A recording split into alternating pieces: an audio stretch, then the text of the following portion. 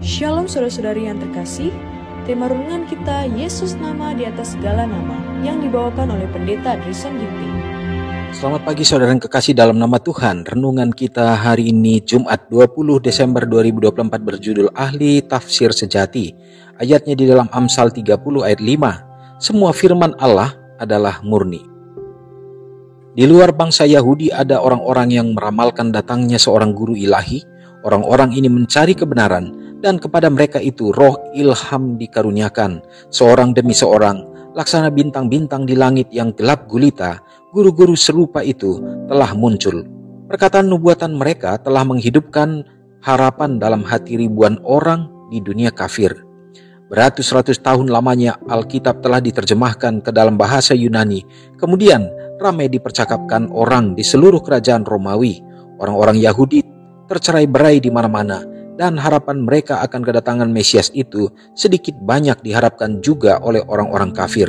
Di antara orang-orang yang disebut kafir oleh orang-orang Yahudi, ada orang-orang yang mempunyai pengertian yang lebih baik tentang nubuatan-nubuatan Alkitab yang mengenai Mesias daripada guru-guru di Israel. Ada di antara mereka itu yang mengharapkan kedatangannya sebagai seorang pelepas dari dosa. Ahli-ahli filsafat berusaha mempelajari rahasia peraturan-peraturan keagamaan Ibrani. Tetapi kedegilan orang-orang Yahudi merintangi tersebarnya terang itu. Bertekad hendak memelihara keterpisahan antara mereka sendiri dengan bangsa-bangsa lain, mereka tidak suka membagi-bagikan pengetahuan yang masih ada pada waktu mereka mengenai upacara-upacara yang bersifat lambang. Ahli tafsir sejati itu mesti datang. Dia yang digambarkan oleh lambang-lambang itu mesti menjelaskan artinya.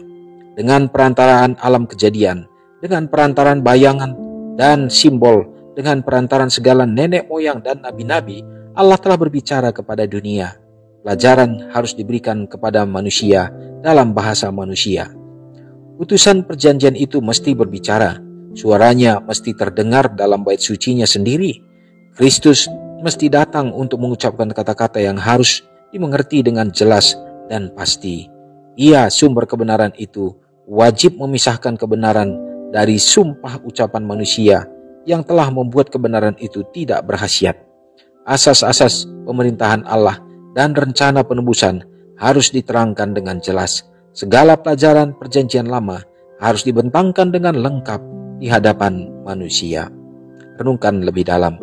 Kristus telah datang ke dunia ini agar umat manusia dapat mendengar firman kehidupan langsung dari bibirnya.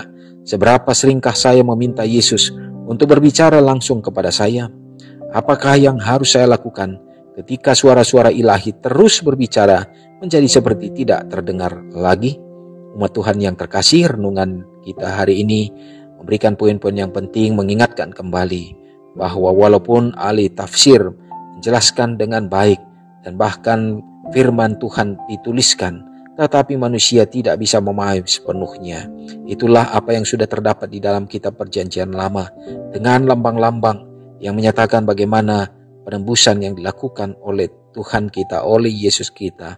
Meskipun itu masih dalam lambang, tetapi itu adalah merupakan janji yang pasti. Tetapi umat-umat Tuhan tidak dapat memahami, terutama bangsa Israel yang dipilih Allah sendiri pun justru mereka menolak sampai pada kedatangan Yesus sekalipun.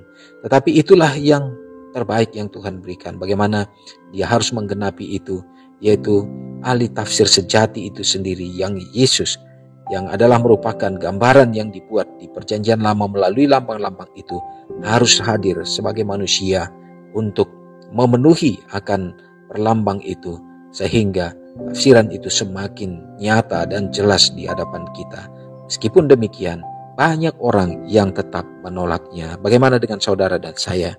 Bagaimana kita menafsirkan akan kehadiran Kristus dalam penebusannya untuk memberikan jaminan bagi kita untuk dapat kita selamat kembali? Saudara yang kekasih, biarlah kiranya kita selalu memahami dan juga menerima sepenuhnya kematian Kristus bagi saudara dan saya cukup untuk dapat menyelamatkan kita. Semoga Tuhan menolong kita dan kita akan hidup semakin setia. Mari kita berdoa. Terpujilah Tuhan untuk segala berkat-Mu menjadi bagian kami hari ini Bapa. Kami bersuka cita oleh karena kasih Tuhan yang sudah nyata dalam hidup kami melalui kehadiran Yesus sebagai daripada bukti apa yang sudah dilambangkan sejak dahulu kala di zaman perjanjian lama. Tetapi pemenuhan yang terjadi, penggenapan yang Tuhan lakukan ya Bapa, jadi satu jaminan yang pasti bahwa sebagaimana Yesus mati dan bangkit, demikian juga kami manusia yang ditebus. Kami akan mati di dalam dosa, tetapi di dalam pertobatan kami beroleh kebangkitan dalam jaminan untuk kami diselamatkan. Terima kasih ya Tuhan.